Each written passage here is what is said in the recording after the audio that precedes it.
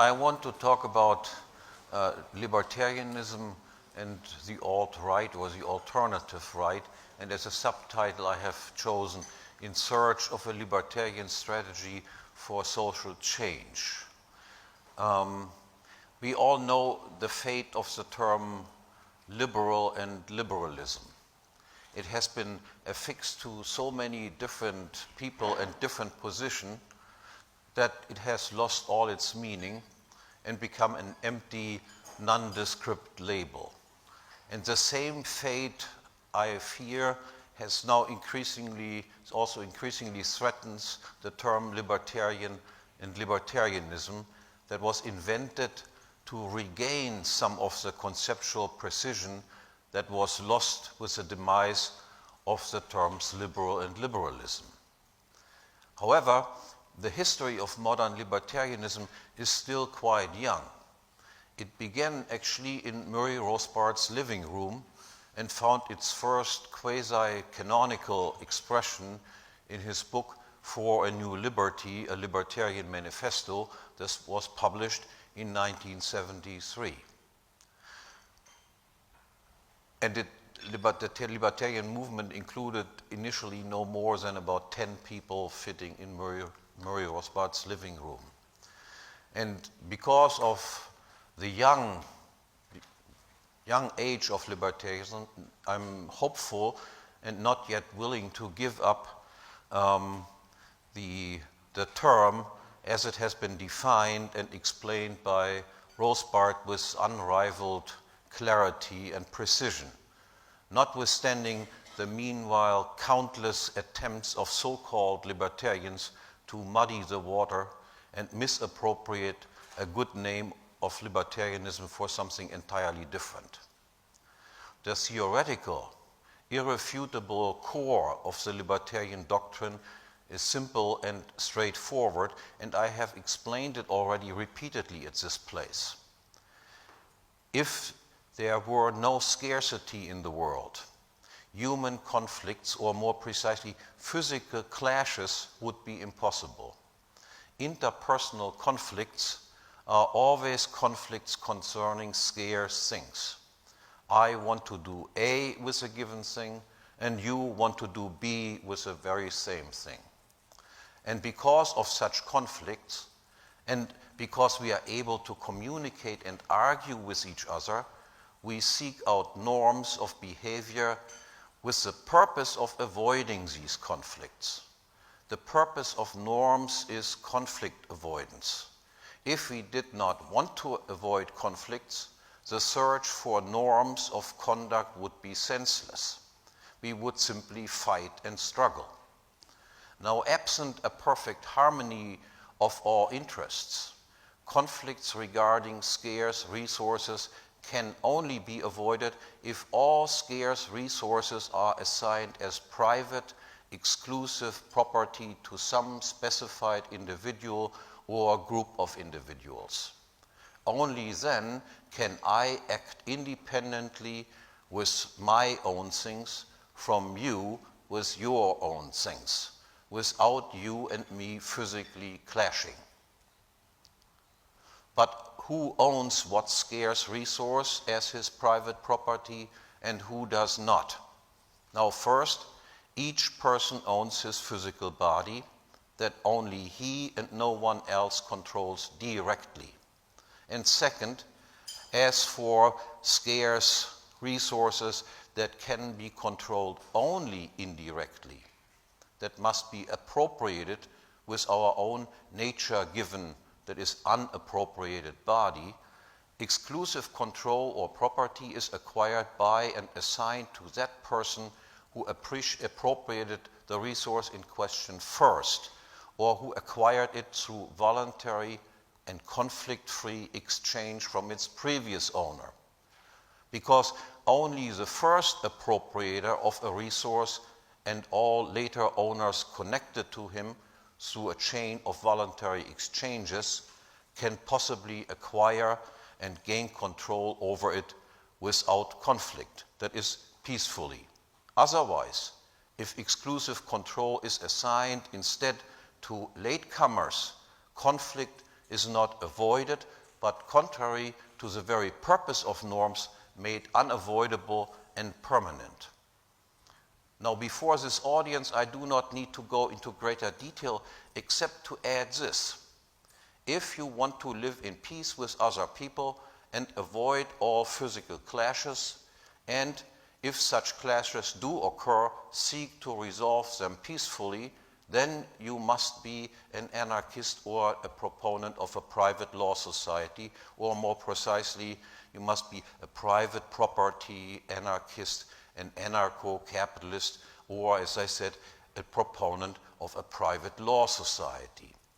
And by implication then, and again without much further ado, someone or anyone is not a libertarian or merely a fake libertarian who affirms and advocates one or more of the following things, for instance: the necessity of a state, any state, of public or state property, and of taxes in order to live in peace, or who affirms the existence and justifiability of any so-called human rights or civil rights other than private property rights, such as women rights, gay rights, minority rights, the right not to be discriminated against, the right to free and unrestricted immigration, which is the right to free trespassing, the right to a guaranteed minimum income or to free health care, or the right to be free of unpleasant speech and thought. The proponents of any of this may call themselves whatever they want, and as libertarians, we may well cooperate with them insofar as such cooperation offers the promise of bringing us closer to our ultimate goal, but they are not libertarians, or only fake libertarians. Now, a funny thing happened on the way to the forum. While Rothbard and I, following in his footsteps, never went astray from these theoretically derived core beliefs, not just non-libertarians, but in particular also fake libertarians, that is, people claiming falsely to be libertarians, and even many possibly honest yet dim-witted libertarians have selected and vilified us as their favorite bête noire and incarnates of evil. Rothbard, the spiritus rector of modern libertarianism, has been branded, for instance, by this so-called anti-fascist crowd as a reactionary, a racist, a sexist, an authoritarian, an elitist, a xenophobe, a fascist, and, to top it all off, as a self-hating Jewish Nazi. And I have inherited all of these honorary titles, plus a few more, except for the Jewish stuff. So what funny thing has happened here? Now, trying to develop an answer to this question brings me to the topic of this speech, namely the relationship between libertarianism and the alternative right, or the alt-right, which has gained national and international notoriety after Hillary Clinton, during the last presidential election campaign, identified it as one of the inspirational sources behind the basket of deplorables rooting for Trump, and which, I must say and emphasize, which after Trump's election victory, the alternative right, quickly broke with Trump. At least most of the people broke with Trump when it turned out that he was just another presidential warmonger. Now, the alt-right movement is essentially the successor of the paleo-conservative movement that came to prominence in the early 1990s, with columnist and best-selling author Patrick Buchanan as its best-known representative. It went somewhat dormant by the late 1990s, and it has recently, in light of the steadily growing damage done to America and its reputation by the successive Bush 1, Clinton, Bush 2, and Obama administration, it has re-emerged more vigorous than before under the new label of alt-right. Many of the leading lights associated with the alt-right have appeared here at our meetings in the course of the years. Paul Gottfried, who first coined the term, Peter Brimelow, Richard Lynn, Jared Taylor, John Derbyshire, Steve Seiler, and Richard Spencer. As well, Sean Gabb's name is occasionally associated with, and my name is also regularly mentioned in connection with the alt-right. And my work has also been linked also with the closely related neo-reactionary movement inspired by Curtis Yarvin, who I also personally know, and who wrote under the pen name Mencius Moldbug, and his now defunct blog, Unqualified Reservations. In sum, these personal relations and associations have earned me several honorable mentions by America's most famous smear and defamation league, the Southern Poverty Law Center, which my good friend Tom DiLorenzo always refers to as a Soviet Poverty Lie Center. Now, how about the relationship between libertarianism and the alt-right, and my reasons for having invited leading representatives of the alt-right to meetings with libertarians? Libertarians are united by the irrefutable theoretical core beliefs mentioned at the outset. They are clear about the goal that they want to achieve. But the libertarian doctrine does not imply much, if anything, concerning these two following questions. First, how to maintain a libertarian order once you have achieved it, and more importantly, second, how to attain a libertarian order from a non-libertarian starting point, which requires, of course, on the one hand, that one must correctly describe the starting point, and secondly, one must correctly identify the obstacles posed in the way of one's libertarian ends by this very starting point. To answer these questions, in addition to theory, you also need some knowledge of human psychology and sociology, or at least a modicum of common sense. Yet many libertarians and fake libertarians are plain ignorant of human psychology and sociology, or even devoid of any common sense. They blindly accept, against all empirical evidence, an egalitarian, blank slate view of human nature, that is, that all people and all societies and all cultures are essentially equal and interchangeable. Now, while much of contemporary libertarianism then can be characterized as theory and theorists without psychology and sociology, much or even most of the alt-right can be described in contrast as psychology and sociology without any theory. The alt-righters are not united by a commonly held theory, and there exists nothing even faintly resembling a canonical text defining its meaning. Rather, the alt-right is essentially united in its description of the contemporary world, and in particular the US and the so-called Western world, and the identification and diagnosis of its social pathologies. In fact, it has been correctly noted that the alt-right is far more united by what it is against than what it is for. It is against, and indeed it hates with a passion, the elites in control of the state, the mainstream media and academia. And why?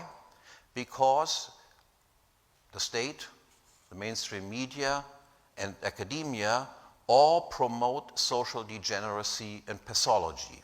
Thus, they promote, and the alt-right vigorously opposes, egalitarianism, affirmative action, or non-discrimination laws, multiculturalism, and free mass immigration as a means to bring about this multiculturalism. As well, the alt-right loathes everything smacking of cultural Marxism or Gramsciism, named after Antonio Gramsci, the Italian communist.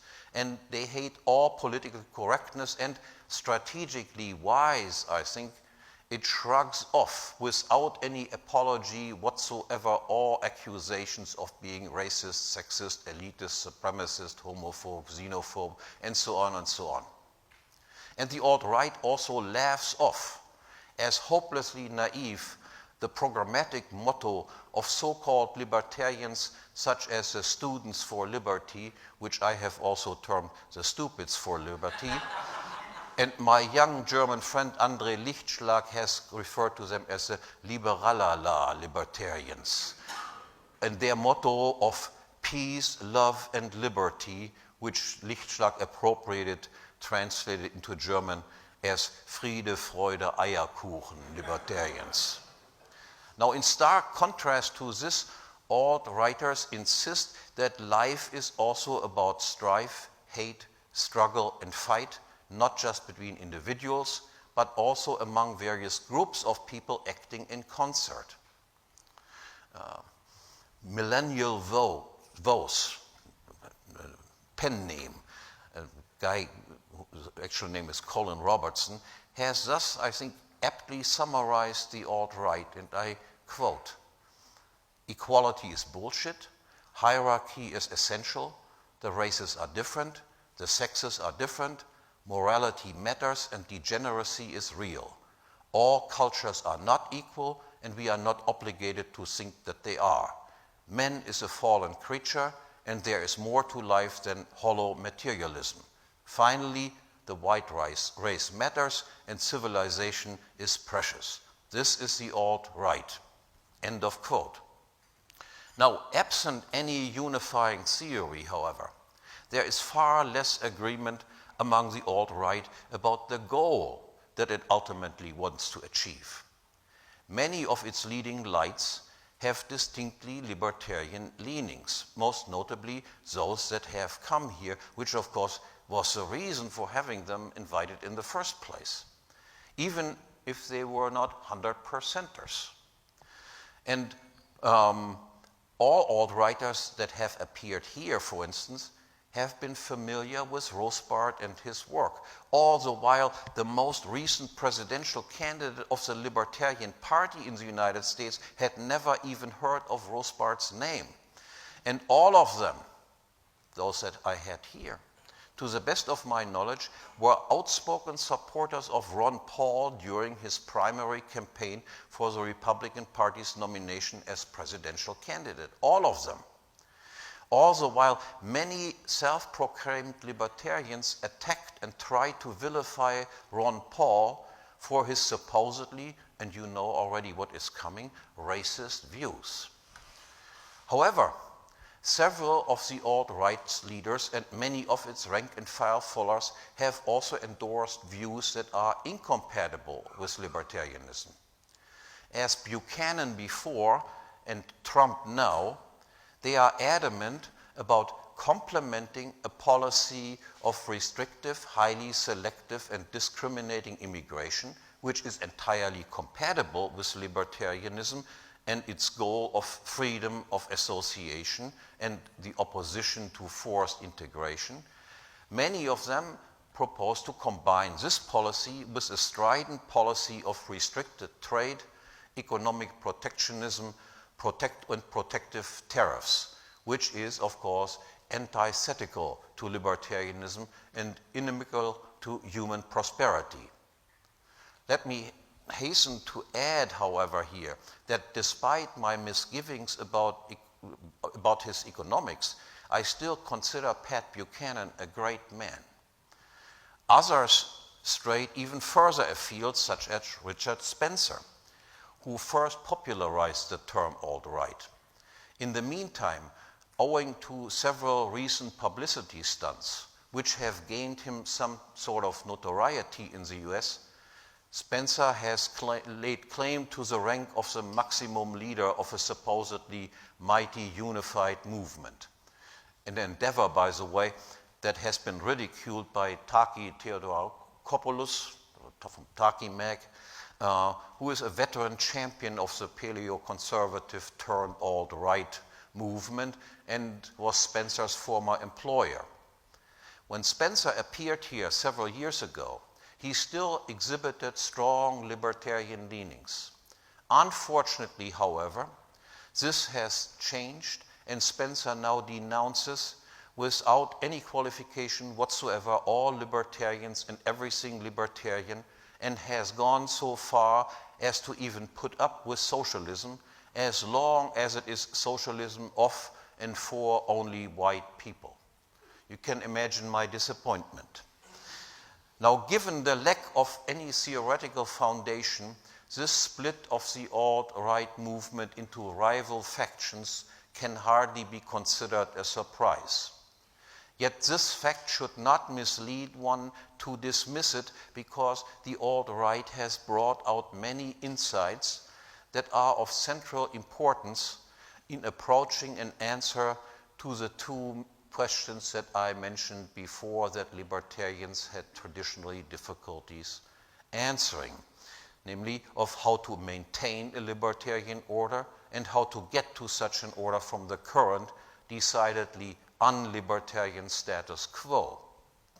The alt-right, of course, did not discover these insights. They had been long before established, and indeed in large parts they are no more than common sense. But in recent times, such insights have been buried under mountains of egalitarian leftist propaganda, and the alt-right must be credited at least for having brought them back to light. To illustrate the importance of such insights, let me take the first unanswered question first. Many libertarians hold the view that all that is needed to maintain a libertarian social order is a strict enforcement of the non-aggression principle. Otherwise, as long as one abstains from aggression, according to their view, the principle of live and let live should hold.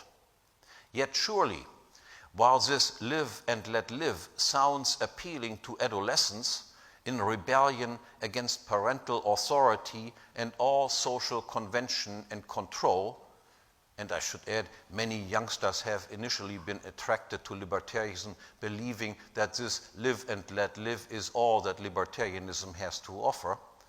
And while this principle does indeed hold and apply for people living far apart and dealing with each other only indirectly and from afar, when it comes to, it does not hold, this principle does not hold and apply, or rather it is insufficient when it comes to people living in close proximity to each other as neighbors and cohabitants of the same community. A simple example suffices to make this point. Assume there's all of a sudden a new next-door neighbor.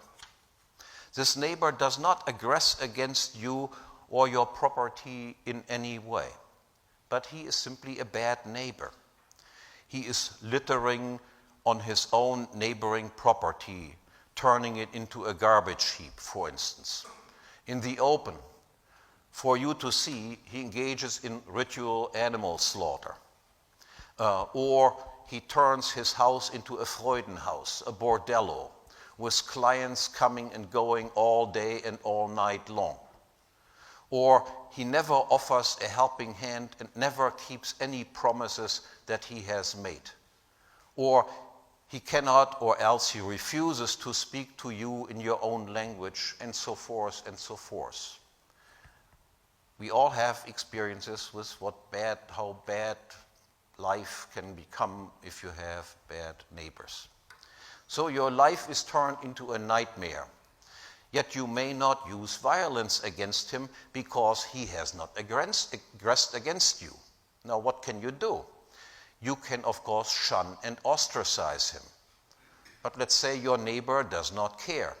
In any case, you alone, thus punishing him, makes little, if any, difference to him. You have to have the communal respect and authority, or you must turn to someone who does have this communal authority to persuade and convince everyone, or at least most of the members of your community, to do likewise. and make the bad neighbor a social outcast, so as to exert enough pressure on him to sell his property and leave. Now, so much for those libertarians who, in addition to their live and let live motto, also hail the ideal of respect no authority, respect no hierarchy, respect no person above you. Now, the lesson: the peaceful cohabitation of neighbors and of people in regular direct contact with each other on some territory, that is, a tranquil, convivial social order, requires also a commonality of culture, of language, religion, custom, and convention. There can be peaceful coexistence of different cultures on distant, physically separated territories, but multiculturalism, cultural heterogeneity, cannot exist in one and the same place and territory without leading to diminishing social trust, increased tension, and ultimately the call for a strong man and the destruction of anything resembling a libertarian social order. And moreover, just as a libertarian order must always be on guard against bad, even if non-aggressive neighbors by means of social ostracism, that is, by a common "you are not welcome here" culture, so, and indeed even more vigilantly so, must it be guarded against neighbors who openly advocate communism, socialism, syndicalism, or democracy in any shape or form. These people, in thereby posing an open threat to all private property and property owners, must not only be shunned, but they must, to use a by now somewhat famous Hoppe meme, be physically removed, if need be by violence, and forced to leave for other pastures. Not to do so inevitably leads to, well, communism, socialism, syndicalism, or democracy, and hence the very opposite of a social order that can call itself a libertarian. Now, while these rightists, or as I would say, plain commonsensical insights, with these in mind, I turn now to the more challenging question of how to move from here, that is the status quo, to there. And for this, it might be instructive to first briefly consider the answer given by the Liberalala, peace and love and liberty, Friede, Freude, Eierkuchen, or capitalism is love libertarians. Because it reveals the same fundamental egalitarianism, even if in a slightly different form, as that exhibited also by the live and let live libertarians. These live and let live libertarians, as I have just tried to show, define what we may call the bad neighbor problem, and what is in fact, of course, merely a shorthand for the general problem posed by the coexistence of distinctly different, alien, mutually disturbing, annoying, strange, or hostile cultures. They have simply defined this problem out of existence because they assume all people are exactly the same, all cultures are the same, and if that is true, then a bad neighbor problem simply cannot exist. Now, these same egalitarian, or as the libertarians themselves to prefer call themselves, humanitarian spirit, also comes to bear in their answer to the question of a libertarian strategy. In a nutshell, what they advise is this: be nice, talk to everyone, and then, in the long run, the better libertarian arguments will win out. To illustrate, take my former friend turned into a foe, Jeffrey Tucker, who gives us 5 don'ts when talking liberty. And I quote, they are: first, don't be belligerent. Second, don't presume hatred of liberty. 3, don't presume different goals. And 4, don't presume ignorance. And 5, don't regard anyone as an enemy. Those are the 4 don'ts. Now, quite apart from the fact that Tucker does not seem to follow his own advice in his belligerent condemnation of the entire alt-right as liberty-hating fascists, I find his exhortations truly astounding. They may be good advice vis-à-vis people who have just sprung up from nowhere, without any traceable history whatsoever.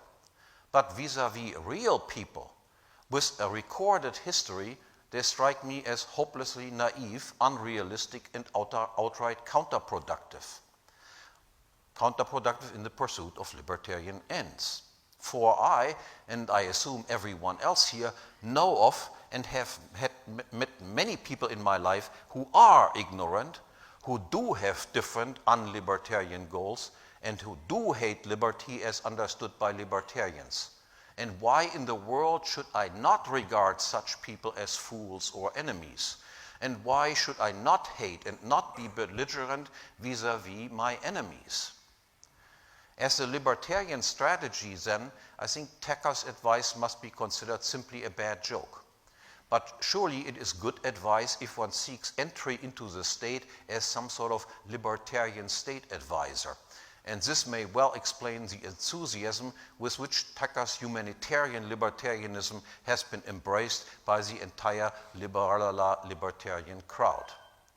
Now, outside egalitarian fantasy lands, however, in the real world, libertarians must above all be realistic and recognize from the outset, as the alt-right does, the inequality not just of individuals but also of different cultures as an ineradicable datum of the human existence. We must further recognize that there exist plenty of enemies of liberty as defined by libertarianism, and that they, not we, are in charge of worldly affairs. That in many parts of the contemporary world, their control of the populace is so complete that the idea of liberty and of a libertarian social order are practically unheard of or considered unthinkable, except as some idle intellectual play or mental gymnastics by a few exotic individuals. And that it is essentially only in the West, that is, in the countries of Western and Central Europe and the lands settled by its people, that the idea of liberty is so deeply rooted that these enemies still can be openly challenged. And confining our strategic considerations now only to the West, then, we can identify pretty much as the alt-right has effectively done these actors and agencies as our principal enemies. They are, first and foremost, the ruling elites in control of the state apparatus, and in particular the so-called deep state, or the so-called cathedral of the military, the secret services, the central banks, and the Supreme Courts. As well, they include the leaders of the military-industrial complex, that is, of nominally private firms that owe their very existence to the state as the exclusive or dominant buyer of their products. And they also include the leaders of the big commercial banks, which owe their privilege of creating money and credit out of thin air to the existence of the central bank and its role as a lender of last resort. They together, that is, state, big business, and big banking, form an extremely powerful, even if tiny, mutual admiration society, jointly ripping off the huge mass of taxpayers and living it up big time at their expense. The second, much larger group of enemies is made up of the intellectuals, the educators and educrats from the highest level of academia down to the level of elementary schools and kindergartens. Funded almost exclusively, whether directly or indirectly by the state, they, in their overwhelming majority, have become the soft tools and willing executioners in the hands of the ruling elite and its designs for absolute power and total control. And certainly, there are the journalists of the mainstream media as the docile products of the system of public education and the craven recipients and popularizers of government information. Now, equally important in the development of a libertarian strategy then is the immediately following next question: who are the victims? Now, the standard libertarian answer to this is the taxpayers as opposed to the tax consumers. Yet while this is essentially correct, it is at best only part of the answer. And libertarians could learn something in this respect from the alt-right. Because apart from the narrowly economic aspect, there is also a wider cultural aspect that must be taken into account in identifying the victims. In order to expand and increase its power, the ruling elites have been conducting for many decades what Pat Buchanan has identified as a systematic culture war, aimed at the transvaluation of all values and the destruction of all natural, or if you will, organic social bonds and institutions such as families, communities, ethnic groups, and genealogically related nations, so as to create inherently an increasingly atomized populace whose only shared characteristic and unifying bond is its common existential dependency on the state. The first step in this direction, taken already more than half a century ago or even longer ago, was the introduction of public welfare and social security. Thereby, the underclass and the elderly were turned into state dependents, and the value and the importance of family and community was correspondingly diminished and weakened. More recently, further reaching steps in this direction have proliferated. A new victimology has been proclaimed and promoted. Women, and in particular single mothers, blacks, browns, Latinos, homosexuals, lesbians, bi, and transsexuals have been awarded victim status and accorded legal privileges through non-discrimination or affirmative action decrees.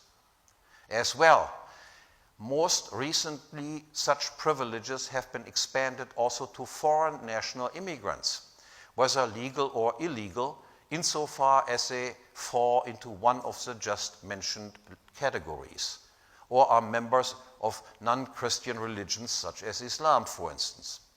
The result, not only has the earlier mentioned bad neighbor problem not been avoided or solved, but it has been systematically promoted and intensified instead.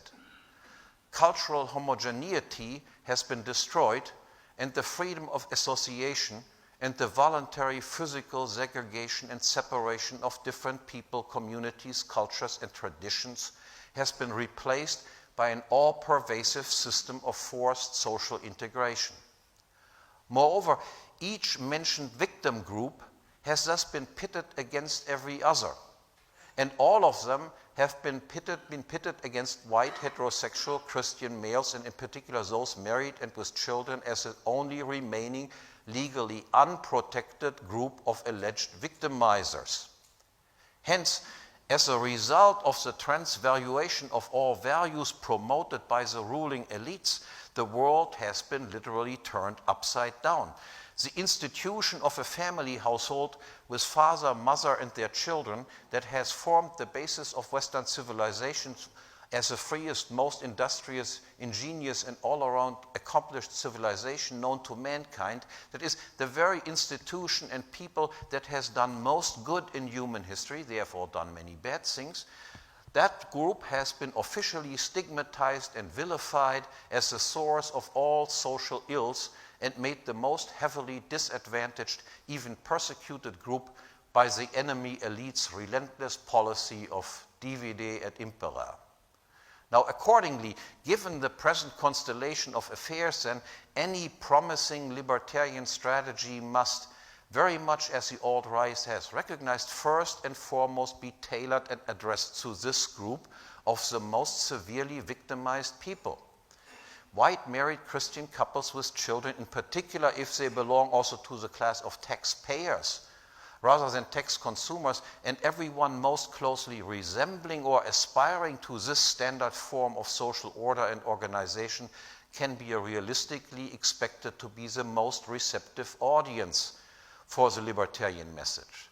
whereas the least support should be expected to come from the most highly protected groups, such as, for instance, single black Muslim mothers on welfare.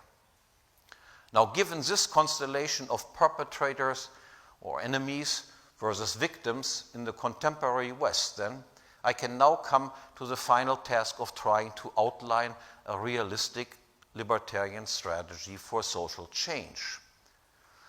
The specifics of which, I'll come to that in a second, should be prefaced by two general considerations. For one, given that the class of intellectuals, from the tops of academia down to the opinion-molding journalists in the mainstream media and so forth, are funded by and firmly tied into the ruling system, that is, that they are part of the problem, they also should not be expected to play a major, if any, role in the problem's solution. Accordingly, the so-called Hayekian strategy for social change that envisions the spread of correct libertarian ideas starting at the top with the leading philosophers and then trickling down from there to journalists and finally to the great unwashed masses must be considered fundamentally unrealistic. Instead, any realistic libertarian strategy for change must be a populist strategy. That is, libertarians must short-circuit the dominant intellectual elites and address the masses directly to arouse their indignation and contempt for the ruling elites. And secondly, all the while the main addressees of a populist libertarian message must be indeed the just mentioned group of dispossessed and disenfranchised native whites, I believe it to be a serious strategic error to make whiteness the exclusive criterion on which to base one's strategic decision, as some strands of the alt-right have suggested to do, wrongly so, I believe. After all, it is above all white men that make up the ruling elite and that have foisted the current mess upon us. True enough, the various protected minorities mentioned before take full advantage of the legal privileges that they have been accorded, and they have become increasingly emboldened to ask for ever more protection.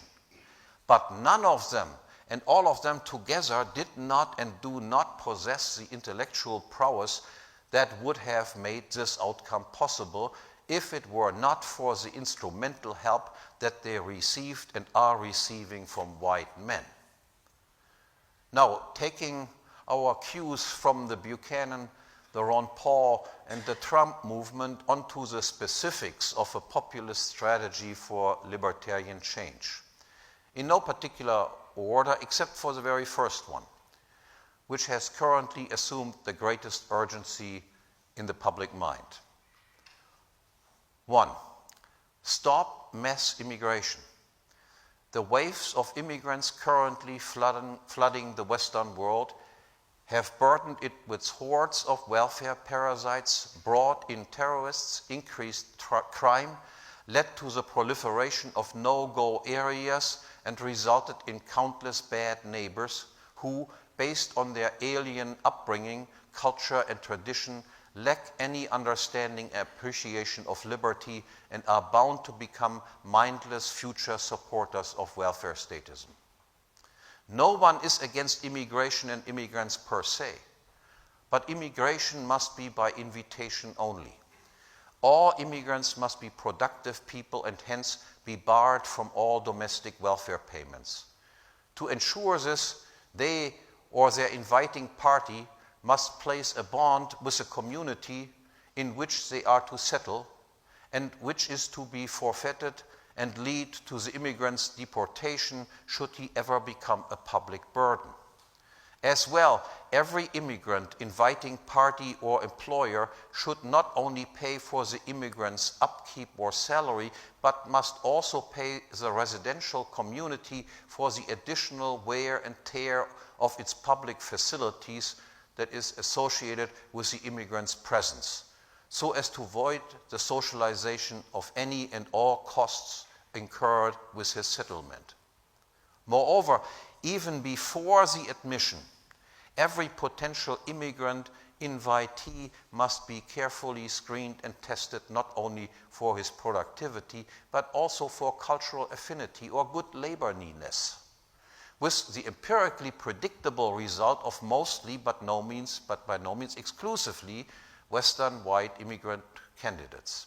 And any known communist or socialist of any color, denomination, or country of origin must be barred from permanent settlement, unless, that is, the community where the potential immigrant wants to settle officially sanctions the looting of its residents' property by new foreign arrivals, which is not very likely, to say the least, even with already existing commie communities.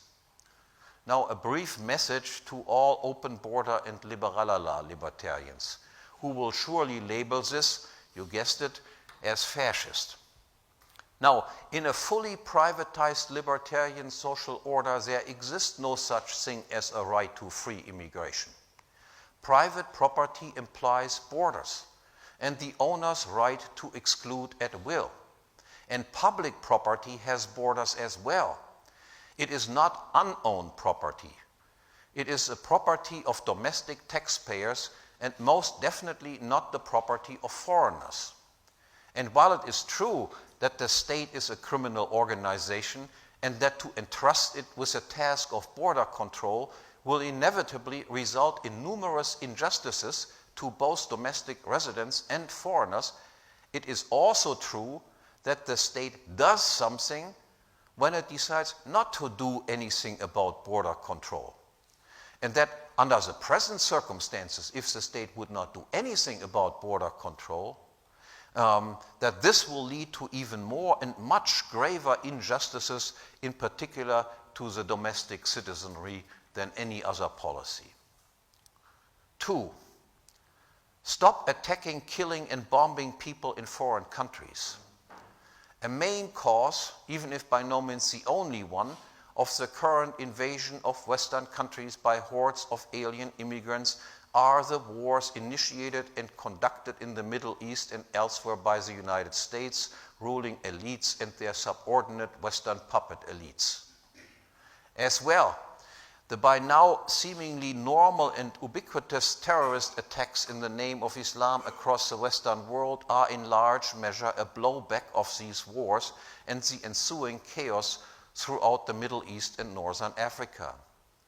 There should be no hesitation on our part to call these Western rulers responsible for this for what they really are, murderers or accessories to mass murder.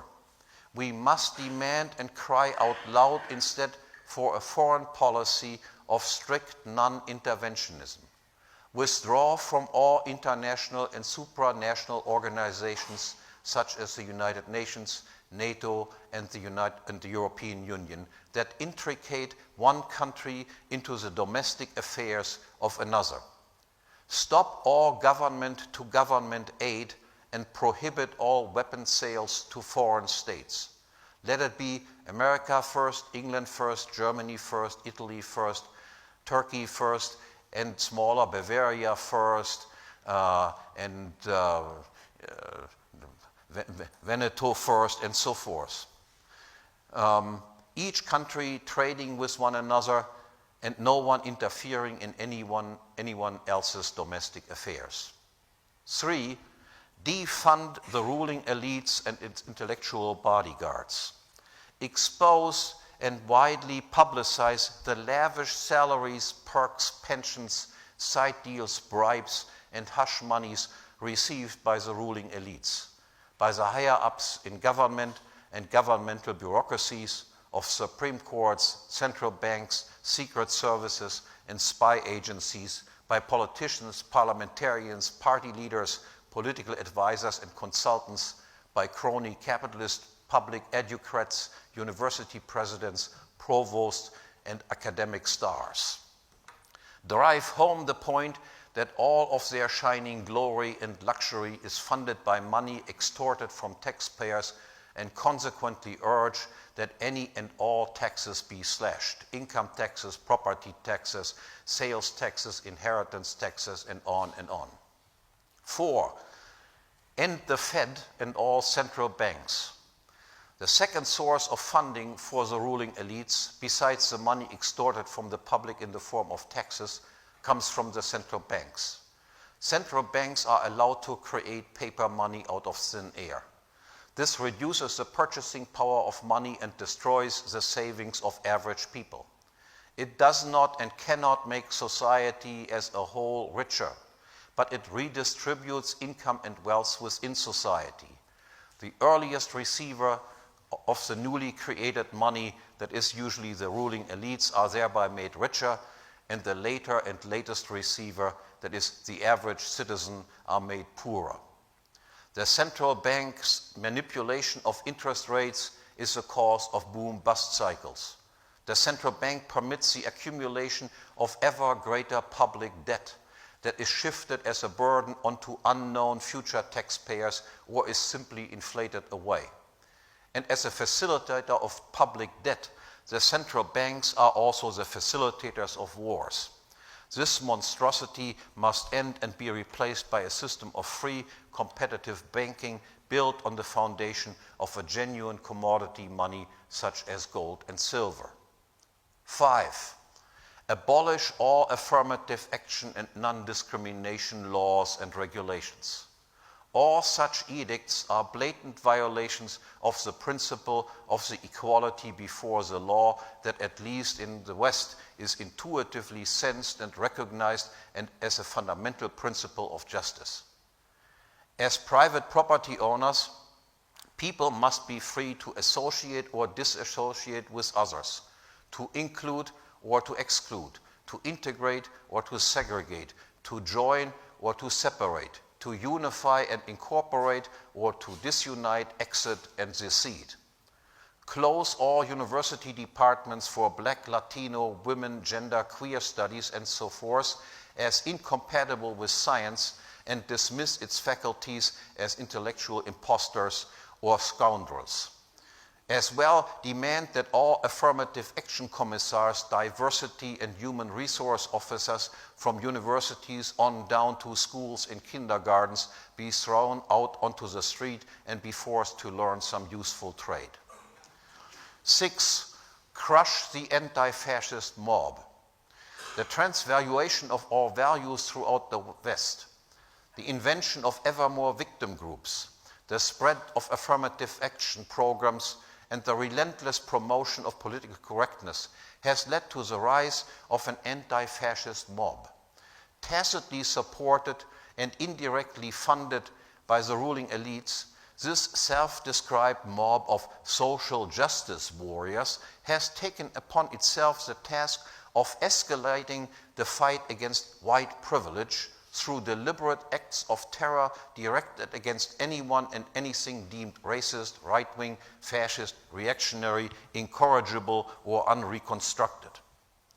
Such enemies of progress are physically assaulted by the anti-fascist mob. Their cars are burned down, their properties are vandalized, and their employers are threatened to dismiss them and ruin their careers. All the while, the police are ordered by the powers that be to stand down and not to investigate the crimes committed or persecute and punish the criminals. In view of this outrage, public anger must be aroused, and there must be clamoring far and wide for the police to be unleashed and this mob beaten into submission. Now, a query again for liberalala libertarians and the stupids for liberty, who are sure to object to this demand on the ground that the police asked to crush the anti-fascist mob are state police. Question to them, do you also object on the same grounds that the police arrest murderers or rapists? Aren't these legitimate tasks performed also in a libertarian order by private police? And if the police are not allowed to do anything about this mob, isn't it okay then that the target of these attacks, namely the so-called racist right, should take the task upon itself and of giving the social justice warriors a bloody nose? 7, crush the street criminals and gangs. in dispensing with the principle of the equality before the law and awarding all sorts of group privileges except to the one group that I mentioned, the ruling elites have also dispensed with the principle of equal punishment for equal crime. Some state-favored groups are handed more lenient punishment for the same crime than others, and some especially favored groups are simply let run wild and go practically unpunished at all, thus actually and effectively promoting crime. As well, no-go areas have been permitted to develop where any effort at law enforcement has essentially ceased to exist and where violent thugs and street gangs have taken over. In view of this, public furor must be provoked and it be unmistakably demanded that the police crack down quick and hard on any robber, mugger, rapist, and murderer and ruthlessly clear all current no-go areas of violent gang rule. Needless to say that this policy should be colorblind, but if it happens to be, as it in fact is, that most street criminals or gang members are young black or Latino males, or in Europe, young immigrant males from Africa, the Middle East, the Balkans, or Eastern Europe, then so be it. And such human specimen then should be the ones that most prominently get their noses bloodied. And needless to say also that in order to defend against crime, whether ordinary street crime or acts of terrorism, all prohibitions against the ownership of guns by upstanding citizens should be abolished. 8. Get rid of all welfare parasites and bums. To cement their own position, the ruling class has put the underclass on the dole and thus made it the most reliable source of public support. Allegedly to help people rise and move up from the underclass to become self-supporting actors, the real and actually intended effect of the state's so-called social policy is the exact opposite. It has rendered a person's underclass status more permanent and made the underclass permanently grow. And with this, of course, also the number of tax-funded social workers and therapists assigned to help and assist this group. For in accordance with exact economic law, every subsidy awarded on account of some alleged need or deficiency produces more, not less, of the problem that it is supposed to alleviate or eliminate.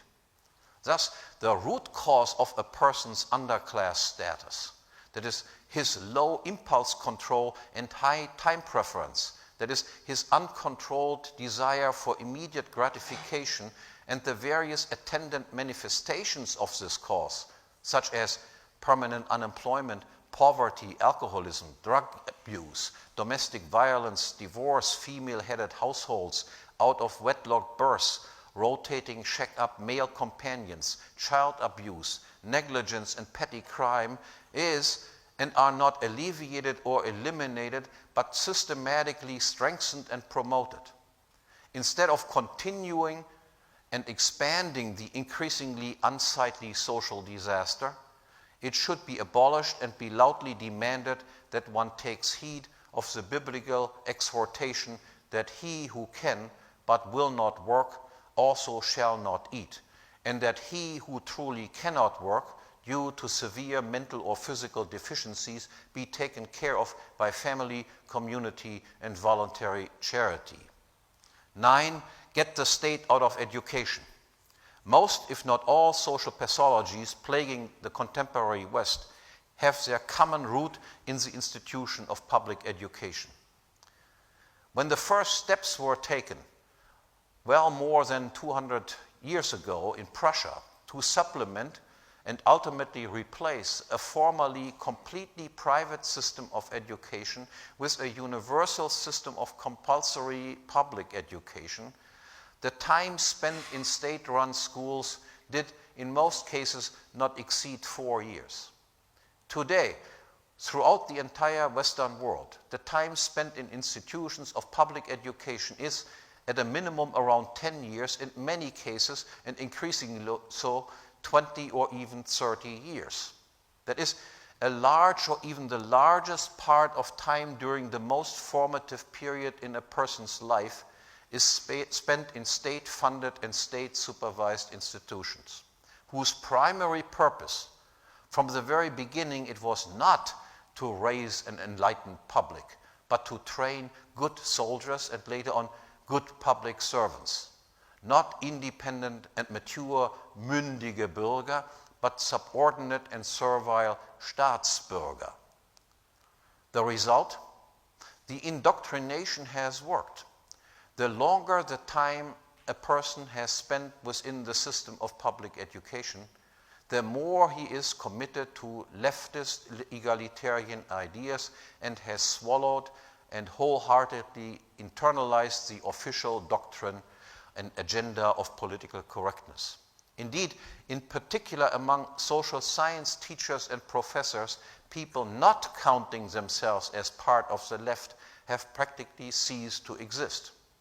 Consequently, it must be demanded that the control of schools and universities be wrested away from the central government and in the first step be returned to regional, or better still, local and locally funded authorities, and ultimately be completely privatized so as to replace a system of compulsory uniformity and conformity with a system of decentralized education that reflects the natural variation, multiplicity, and diversity of human talents and interests. And last, don't put your trust in politics and political parties. Just as academia and the academic world cannot be expected to play any significant role in a libertarian strategy for social change, so with politics and political parties. After all, it is the ultimate goal of libertarianism to put an end to all politics, to subject all interpersonal relations and conflicts to private law and civil law procedures. To be sure, under present or pervasively politicized conditions, and involvement in politics and party politics cannot be entirely avoided. However, in any such involvement, one must be keenly aware of and guard against the corrupting influence of power and the lure of money and perks that comes with it.